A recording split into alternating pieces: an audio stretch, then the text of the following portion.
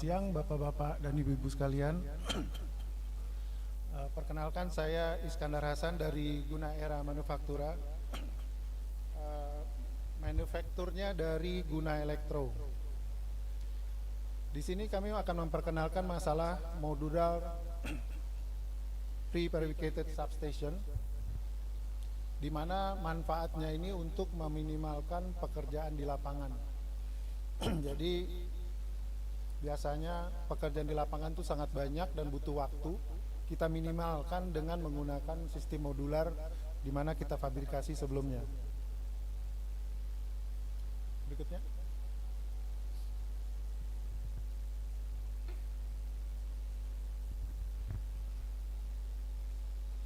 Next, Pak.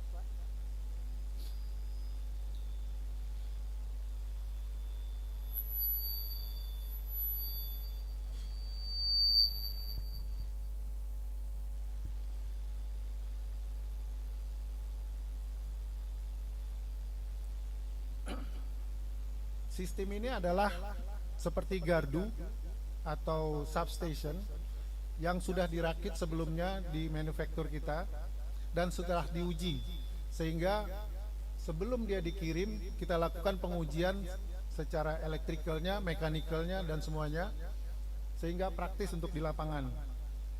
Intinya untuk kepraktisan ini supaya pekerjaan di lapangan tidak terlalu banyak, karena biasanya pekerjaan di lapangan itu akan menyita waktu dan juga biaya yang tinggi karena membutuhkan banyak effort di lapangan. Next.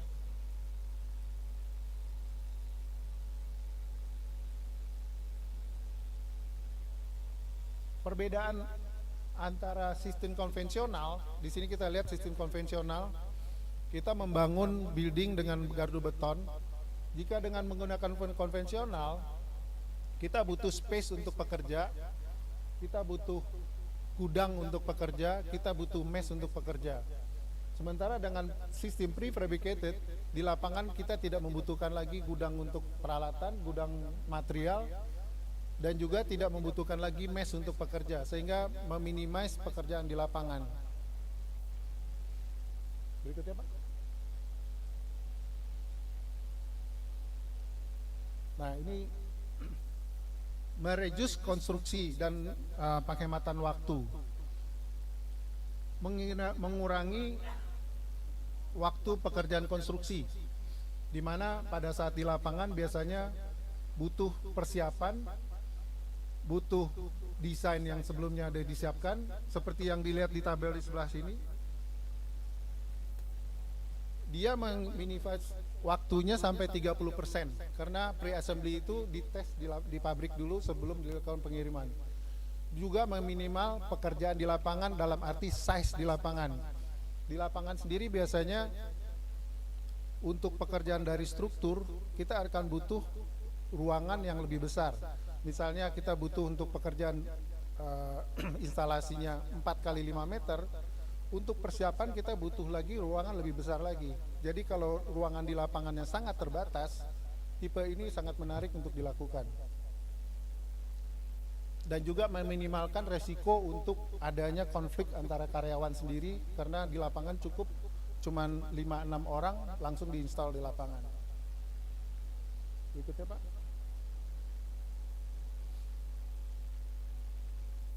Nah, di sini juga apa yang menjadi permasalahan selama proses konstruksi. Misalnya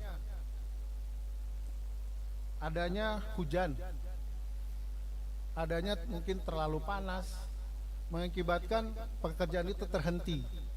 Jadi misal pekerjaan direncanakan 2 bulan atau 3 bulan, karena hujan terus-terusan pekerjaan jadi terhambat, jadi akan molor waktunya. Juga dengan persiapan konstruksi lebih awal, jadi untuk pekerjaan fondasinya sangat singkat. Kita cuma menyiapkan fondasi untuk pedestalnya saja, untuk kaki-kaki dari e-house-nya, dan tinggal diinstal di lapangan. Juga ada kemungkinannya konflik antara karyawan. Kenapa? Pekerjaan dari konstruksi ini biasanya ada pekerjaan sipil, pekerjaan mekanikal, pekerjaan elektrikal. 3 sistem yang berbeda dan 3 karakter orang yang berbeda. Sehingga di lapangan akan terjadi konflik, misalnya peralatan yang saling meminjam atau peralatan yang hilang, dan ini kita hapus, jadi tidak ada, semua dilakukan di manufaktur. Juga kalau pekerjaan di lapangan, kita akan butuh biaya pengawasan lebih tinggi. Kenapa? Karena misal di daerah remote area, misal di daerah hutan atau di daerah misalnya di daerah mining, itu akan tenaga kerjanya akan lebih mahal dibandingin kita lakukan di pabrik kita. Seperti saya bilang tadi, juga membutuhkan storage. Misalnya kita membangun bangunan sipil, kita butuh betonnya, kita butuh strukturnya, kita harus punya gudang lagi. Dimana kalau dengan sistem IOS ini tidak dibutuhkan. Juga kondisi setempat seperti yang paling bawah itu, seperti misalnya di Freeport, itu kadang-kadang juga ada konflik di sana, juga antara suhu yang juga sulit di daerah pegunungan, itu pekerjaan akan jadi lebih lama dan lebih sulit. Sehingga dengan sistem ini lebih mudah dilakukan. Berikutnya Pak. Nah ini seperti ini. Jadi semua persiapan dilakukan di pabrik, baik menginstal panelnya, menginstal dari sistem kabelingnya dan kabel traynya, juga melakukan pengetesan kubikelnya, kita lakukan semua di factory. Dan juga biasanya kadang-kadang dari e-house ini juga membutuhkan AC yang redundant. AC redundant itu sendiri juga butuh waktu untuk pengesetannya. Itu yang bisa kita lakukan di manufaktur sebelum kita lakukan pengiriman. Berikutnya Pak. Nah sekarang kita bertanya, kenapa kita harus pakai prefabricated substation? Kenapa tidak pakai gardu beton saja? Ini sangat ideal untuk daerah yang remote area, yang jauh dari pemukiman atau di daerah-daerah terpencil. Jadi daerah-daerah remote area itu sendiri akan butuh energi untuk mengirim materialnya terpisah-terpisah seperti itu. Juga area kerja yang sangat sempit kalau di daerah remote area, itu kita minimas dengan sistem ini. Juga masalah labor cost. Labor cost sendiri akan jadi lebih mahal jika kita lakukan di daerah remote area. Berikutnya Pak. Nah ini nanti kalau kita melakukan desain dari prefabricated, kita ada 3 jenis. Yang pertama yang tipe skid. Skid ini cocok untuk daerah-daerah yang berbatuan. Artinya sesuatu yang beroda tidak bisa masuk ke sana, sehingga skid ini ditaruh di daerah bebatuan dan ditarik dengan bulldozer, di mana bagian bawahnya diperkuat dengan material hard dock, sehingga begitu ditarik di berbatuan dia tidak apa-apa. Jadi paling cuma catnya terkelupas dan itu bisa di maintenance kira-kira setahun sekali. Cuma kalau daerah-daerah bebatuan seperti misalnya di Aman Mineral atau misalnya di Freeport, kalau dengan sistem skid ini sangat mudah dilakukan karena di sana ada traktor, cukup ditarik dengan traktor atau kadang-kadang malah ditabrak dengan traktor untuk memindahkannya. Jadi samping-sampingnya itu dibuatkan dengan bahan yang diperkuat. Ada juga yang tipe mobile, ini yang paling sederhana, yang ditaruh di atas kontainer dan bisa ditarik. Juga ada yang sistem fixed mounted, ini yang biasa kita lakukan untuk data center, di mana e-house atau modular substation ini difabrikasi di pabrik, tinggal diletakkan di lapangan di atas kaki-kaki yang sudah disiapkan sebelumnya. Untuk tipe dari klasifikasinya ada juga 3 tipe. Yang standard enclosure, maksudnya standard enclosure ini artinya tidak perlu tahan api, standar saja, tidak ada tekanan, tidak ada apa-apa, cuman enclosure biasa. Yang kedua fire rated enclosure. Nah fire rated enclosure ini kadang-kadang untuk di data center itu dibutuhkan material-material yang di dalamnya itu bisa terbakar dalam waktu 2 jam tapi tidak mengganggu situasi di luarnya, sehingga buatkan dinding-dinding yang tahan api selama 2 jam atau berapapun permintaannya, maksimum 240 menit, sehingga jika terjadi kebakaran di dalam tidak berpengaruh terhadap apa yang di luarnya. Yang ketiga, pressurized enclosure. Pressurized enclosure ini untuk daerah-daerah yang classified area, di mana e-house atau prefabricated container ini diberikan tekanan ke dalamnya supaya gas-gas yang ada di luar tidak masuk ke dalam. Jadi jika ada switch yang terjadi di dalam itu, switch itu kan akan mengeluarkan suatu percikan api tidak berbahaya terhadap lingkungan karena di luarnya daerah classified area. Jadi klasifikasinya ada standar, fire rated enclosure atau pressurized enclosure. Berikutnya Pak.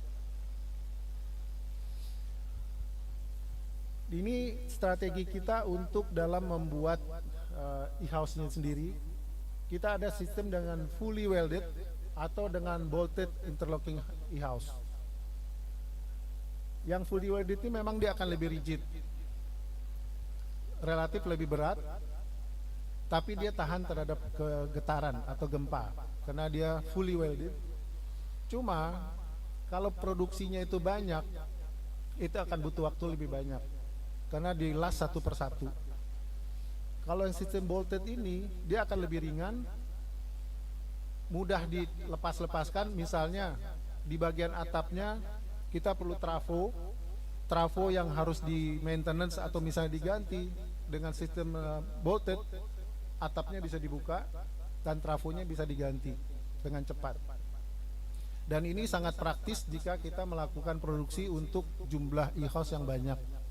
Jadi kita lakukan suatu pengerjaan dengan paralel, buat dinding, pintu secara paralel, dan langsung di sistem knockdown dirakit di pabrik kami. Berikutnya Pak.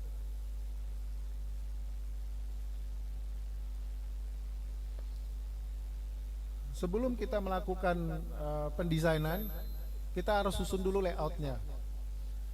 Dari hal-hal ini yang paling penting kita lihat adalah beban dari setiap equipment. Misalnya kubikel ini beratnya berapa, kubikel ini dimensinya berapa, dan panas yang dikeluarkan oleh kubikel ini berapa. Panas ini berkaitan dengan sistem pendinginan. Jadi setiap equipment satu persatu kita hitung panas yang digenerate oleh equipment itu berapa kalori, sehingga nanti kita relevasikan terhadap AC yang akan digunakan.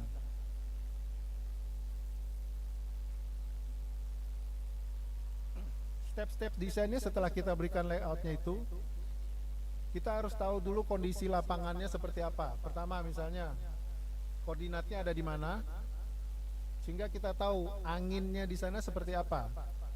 Dua, seismiknya, gempa di sana seperti apa. Ini yang terkait dengan desain strukturnya nanti.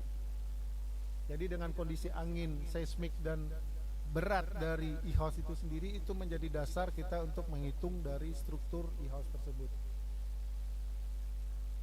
Yang terakhir itu seperti lifting analysis. Ini juga hal yang kritikal. Waktu kita melakukan penyusunan layout, kita tahu berat masing-masing, kita tahu posisi masing-masing, dan kita dapatkan center of gravity-nya. Dari center of gravity itu kita bisa nanti tahu akan bagaimana nanti proses pengangkatannya ke lapangan. Jadi dengan mengetahui berat ini baru secara analisa, yang nanti kita analisa lagi secara aktualnya. Silakan berikutnya Pak. Nah, kita juga harus desainkan juga elektrikalnya, bikin gambar elektrikalnya. Kadang-kadang diperlukan juga fire suppression, seperti tahan api dan pemadamannya. Kita desainkan juga fire suppressionnya. Juga kadang-kadang untuk di data center dia memerlukan juga HVAC, yang dimana kadang-kadang HVAC itu dia perlu redundant. Apakah misalnya AC 2 buah bekerja bergantian, dan itu didukakan dengan program PLC supaya AC-nya tahan lama. Jadi dilakukan redundant untuk penjalanan AC-nya. Di situ juga kita harus antisipasi kalau misalnya lampu padam, begitu nyala AC harus tetap langsung nyala lagi. Itu kadang-kadang yang suka terjadi permasalahan di lapangan.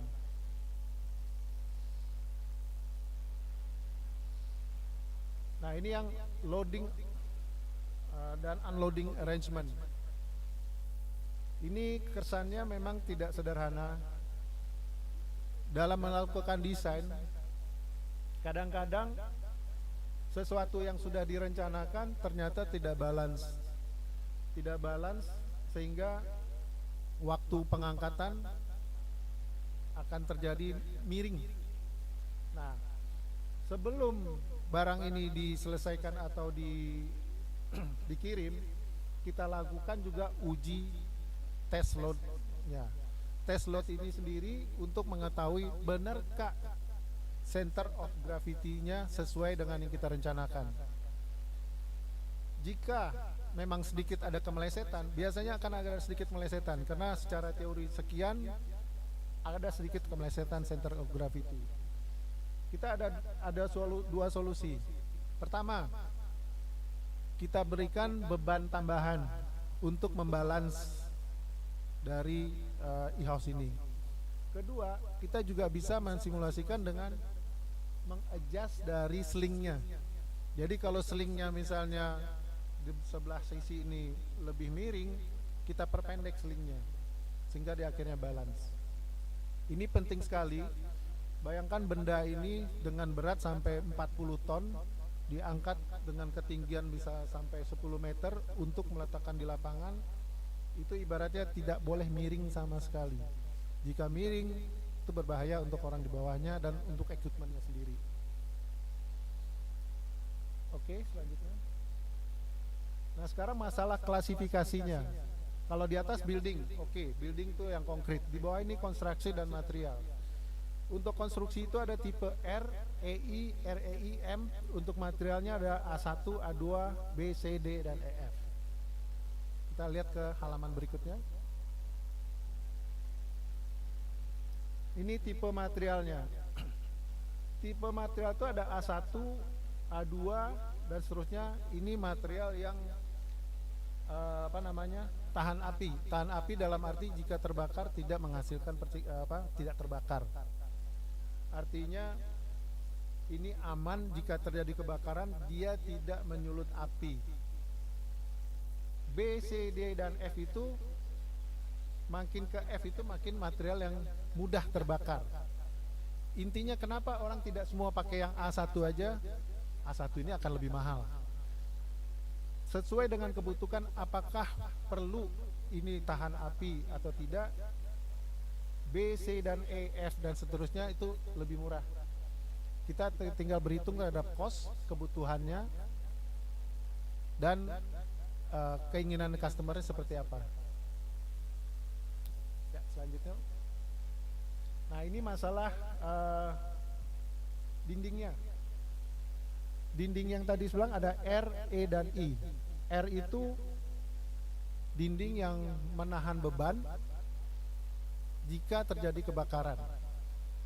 Jadi dia harus tahan menahan beban jika terjadi kebakaran.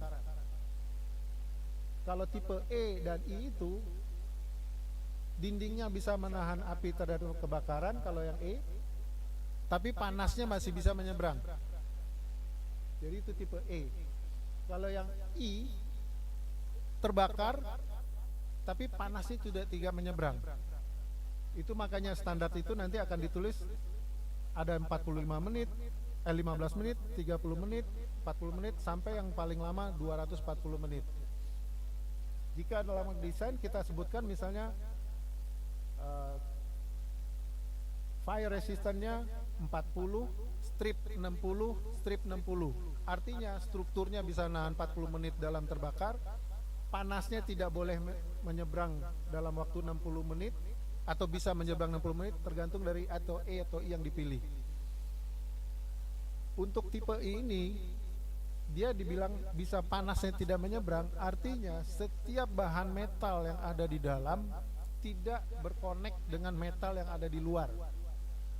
Artinya dengan bahan isolasi itu terisolasi antara metal di dalam dengan di luar, sehingga panas di dalam kalau terjadi kebakaran tidak nyeberang keluar. Nah, itu detail strukturnya harus kita analisa sampai ke jointingnya, tidak boleh ada koneksi metal antara dalam dan luar. Berikutnya. Nah, ini dia. A ini adalah dindingnya harus tahan menahan beban atap selama ada kebakaran. Jadi artinya cuma ketahanan terhadap kebakaran. Yang B ini, daerah yang terbakar ini, dia tidak boleh, asap pun tidak boleh keluar selama terjadi kebakaran. Kalau yang C ini strukturnya itu asap nggak apa-apa, tapi dia tidak boleh panasnya menyeberang ke ruangan sebelahnya. Itu antaranya A, B, dan C. Berikutnya Pak. Nah, seperti yang saya bilang tadi, untuk daerah yang ada koneksi-koneksi kabel antara ruangan satu dengan ruangan satu yang lain, tidak boleh ada bolong sekecil apapun, tidak boleh ada panas yang menyeberang sekecil apapun.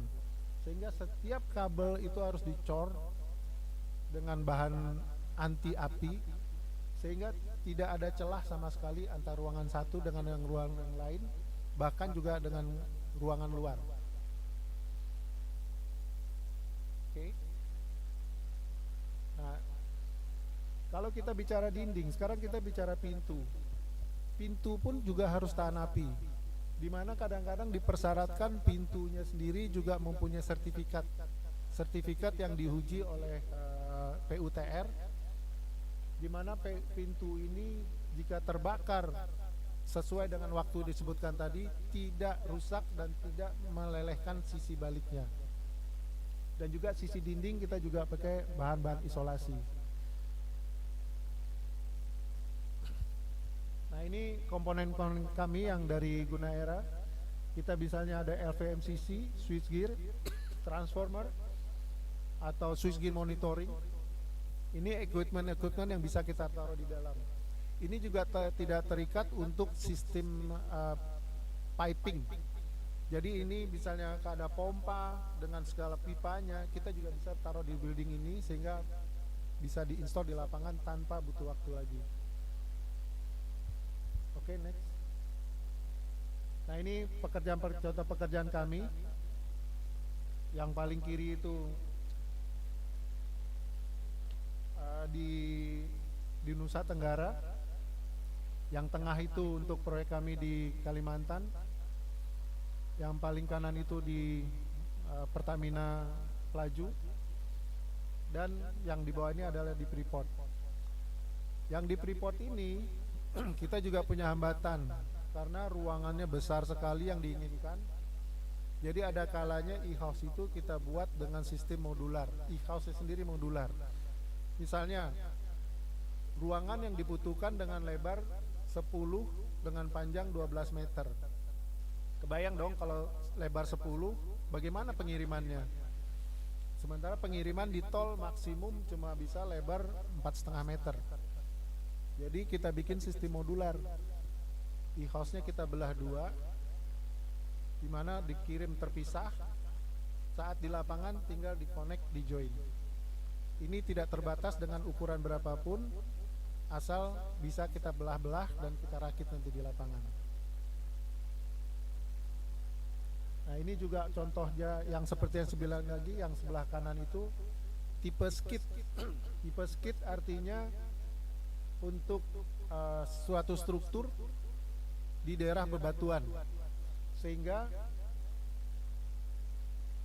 tidak bisa kendaraan beroda lewat di tempat itu, dan skid ini ditarik dengan bulldozer dan dipindah-pindahkan kapanpun kita mau, di mana di material di bawahnya diperkuat. Oke, mungkin pemaparan saya cukup singkat. Jika ada pertanyaan disilakan Pak. Mungkin kita bisa sharing pengalaman, kebutuhan di lapangan seperti apa. Apakah bisa relevan dengan prefabricated kami ini.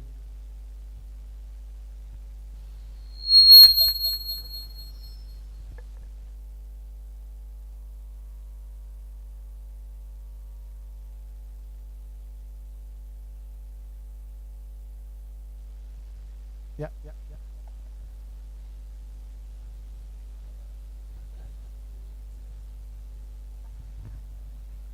Terima kasih Pak. Nama saya Jacob dari Ekatama Group Pak. Saya cuma mau nanya yang umum aja Pak. Untuk tipe yang skit tadi, pernah nggak Pak ada hal yang tersulit dilakukan selama ini, baik itu pembuatan, implementasi, terutama untuk tipe skit gitu. Terus berapa lama kira-kira sampai jadinya? Oke. Itu yang pertama Pak. Yang kedua mengenai cost Pak. Kalau nggak salah tadi penghematan dari yang konvensional dengan prefabricated itu 30%, benar ya Pak? Atau bagaimana Pak? Terima kasih. Oke. Terima kasih Pak ya. Pertama masalah skid tadi Pak ya. Skid itu sendiri hambatan yang paling utama itu sebenarnya adalah untuk masalah korosinya. Jadi setiap material yang dibuat dalam mining itu harus tahan korosi. Jadi setiap pengecetan sedetil-detilnya harus diperiksa sampai detil ada nggak bagian yang terbuka. Karena begitu ada bagian yang terbuka, dia akan berkarat dan akan merembet ke semua bagian. Itu yang menyebabkan kita sampai berkali-kali kita inspek lagi. Itu yang terjadi untuk skid. Mengenai strukturnya sendiri, alhamdulillah selama ini tidak ada masalah, karena di materialnya kita menggunakan material harddock yang dimana memang sangat keras untuk bagian landasan yang akan bergesekan dengan batu tadi. Mengenai cost, tadi yang maksud saya yang reduce 30% itu sebenarnya waktu pekerjaan di lapangan Pak. Tapi mengenai cost, kita bila boleh dibilang kita tidak bisa buktikan secara nyata. Memang kalau dari segi harga struktur dari konstruksi yang konvensional itu lebih murah, ya. Tapi kita harus perhitungkan juga bahwa cost di lapangannya lebih lama, waktu pengiriman barang pretelannya akan lebih mahal. Jadi secara general cost, saya nggak bilang akan lebih murah, paling nggak plus minus sama. Jadi kalau kita lihat satuannya, oke, bikin building harganya sekian, bikin house harga sekian, pasti lebih mahal dong dibandingin batu bata gitu loh. Cuman secara general project ini karena waktunya lebih singkat di lapangan ya, disingkatnya itu di lapangan, dan juga space yang digunakan di lapangan lebih kecil, secara general waktunya akan cepat dan ongkosnya akan jadi sedikit kurang lebih lah sama lah jadinya. Cuman dari segi waktu di lapangan benar sangat cepat gitu Pak. Makasih Pak.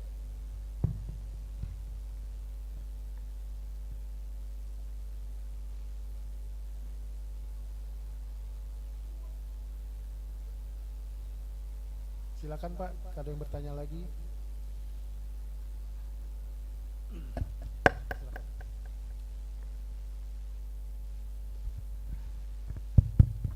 Baik Pak, nama saya Haris dari Pelet Pak. Pertanyaan saya, sampai level tegangan berapa ini bisa digunakan untuk model seperti ini?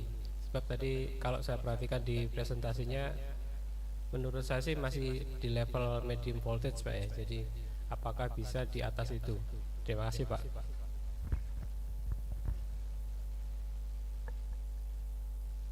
Benar sekali Pak. Kalau yang high voltage mungkin kita tidak rekomend sistem ini. Memang biasanya kita maksimum di medium voltage. Cuma namanya skid ini sebenarnya apapun yang kita mau taruh tuh bisa. Sistemnya sistem yang compact yang kita lakukan di pabrik kita.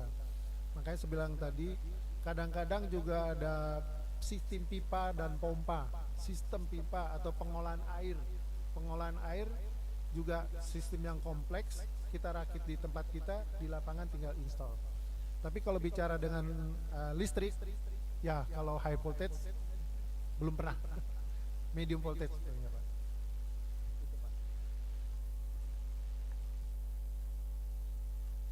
Silakan Pak.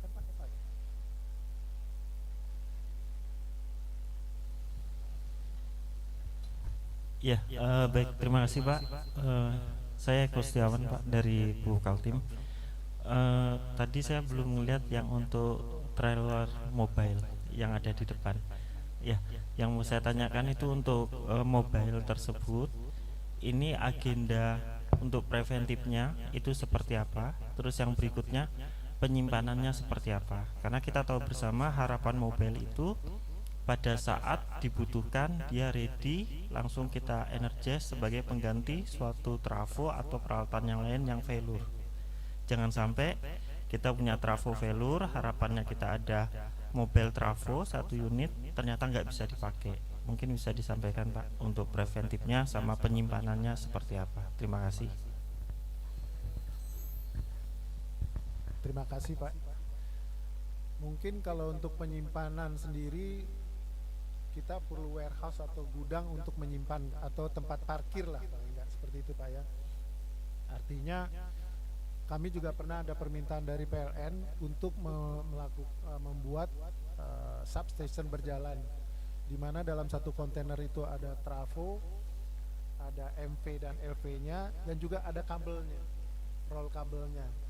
Masalah penyimpanannya sendiri terus terang memang itu kami serahkan kepada customer mau simpan di mana atau dengan pengawetannya seperti apa. Karena kalau dia disimpan di satu tempat terus menerus kena hujan terus menerus, mungkin e-house-nya tidak rusak. Pernah saya lihat tuh ada di satu tempat e-house-nya nggak rusak, tapi bannya yang rusak, ya kan, bannya yang rusak. Artinya kalau dari sisi e-house-nya kami garansi itu tidak rusak. Jadi maksudnya kalau dia terjemur terus-terusan, diam di satu tempat terus-terusan, untuk ban pasti tidak baik. Jadi untuk penyimpanan itu sendiri menurut saya kalau itu dalam bentuk kios atau apa harus sebaiknya tertutup kalau waktunya lama. Terutama untuk roda-rodanya ya, untuk e-house-nya tidak ada masalah. Gitu. Nah, untuk maintenance-nya sendiri sebenarnya dari sisi e-house atau kios itu tidak ada maintenance, Pak. Jadi dari sisi rumahnya itu tidak ada yang perlu di maintenance. Gitu. Jadi sisi equipmentnya ya kalau memang udah usianya lama tidak terpakai ya kita seperti electrical dan lainnya kan kita harus maintenance Pak. Misalnya kalau substation setahun sekali atau setahun 2 kali kita harus maintenance, itu harus. Gitu kira-kira Pak. Mudah-mudahan bisa terjawab, atau memang ada terusan pertanyaan silakan Pak.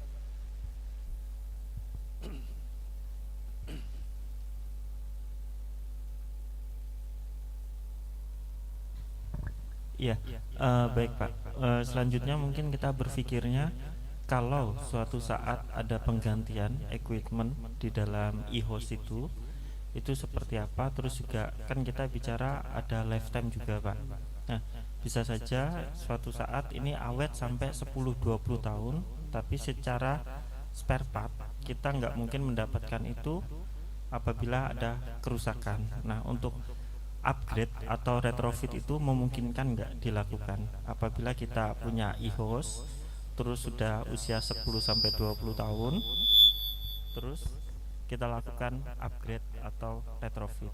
Jangan sampai ini sudah ada tapi karena spare partnya sudah nggak ada di pasaran, jadi kita buang atau di scrap, kita order lagi yang baru. Seperti itu Pak. Terima kasih Pak, ini menarik sekali. Ini justru sub bidang kami yang lain Pak. Jadi kami punya juga bidang kami untuk bidang retrofit. Retrofit yang kami lakukan ini khusus untuk switchgear yang umurnya udah lebih dari 20 tahun. Jadi hambatan dari switchgear, ini mungkin agak menyimpang dari e-house ya. Hambatan dari switchgear 20 tahun itu biasanya manufakturnya sudah tutup, sudah tidak mau lagi. Bahkan pernah saya dapat pekerjaan retrofit dari brand tertentu, brand itu sendiri sudah menolak, dia tidak mau lagi di reorder. Nah di situ yang kami lakukan sistem namanya cloning. Kita bisa melakukan cloning circuit breaker, MCC ataupun kubikelnya sendiri. Artinya misalnya dulu ada circuit breaker tipe oil, populer kan 20-30 tahun ini populer oil. Jika circuit breakernya udah rusak, sudah tidak ada lagi, apa yang harus dilakukan? Oke, kita bisa lakukan rekondisi, tapi rekondisi sendiri kan artinya circuit breaker yang sama kita perbarui. Atau kita lakukan cloning. Cloning itu dengan menggunakan circuit breaker yang baru, tapi kita sesuaikan dengan sistem di existing. Nah, artinya kadang-kadang pernah kita lakukan di Inalum misalnya, Di Inalum itu dia padam lebih dari 5 jam dia nggak mau. Karena kalau padam 5 jam rusak semua furnisnya. Rusak semua furnisnya. Artinya kalau mau rekondisi cuma boleh punya waktu kurang dari 5 jam. Apa yang kita lakukan? Ya kita lakukan cloning lah. Jadi kita ambil circuit breaker yang di lapangan, kita copy dengan menggunakan circuit breaker modern tapi disamakan dengan existing. Jadi semua sedetail-detail mekanisme kita contek sehingga di lapangan ditarik dan langsung dicolok. Itu udah kita lakukan di beberapa tempat, termasuk juga di di Muara Karang, PLN Muara Karang itu juga begitu. Dia tidak boleh mati terlalu lama, karena kalau mati terlalu lama bermasalah nanti listrik di Jakarta. Itu kita lakukan cloning. Itu bisa kita lakukan. Itu Pak. Bisa Pak, bisa. Mudah-mudahan bisa ya. Jangan terlalu yakin, tapi mudah-mudahan bisa. Sejauh ini bisa Pak. Silakan Pak, jika ada pertanyaan lagi.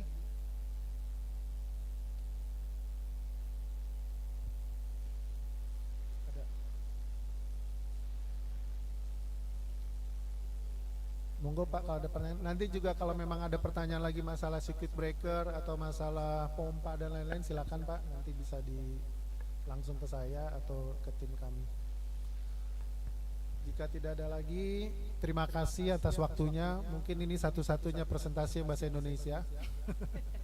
Terima kasih Pak Iskandar. Bye.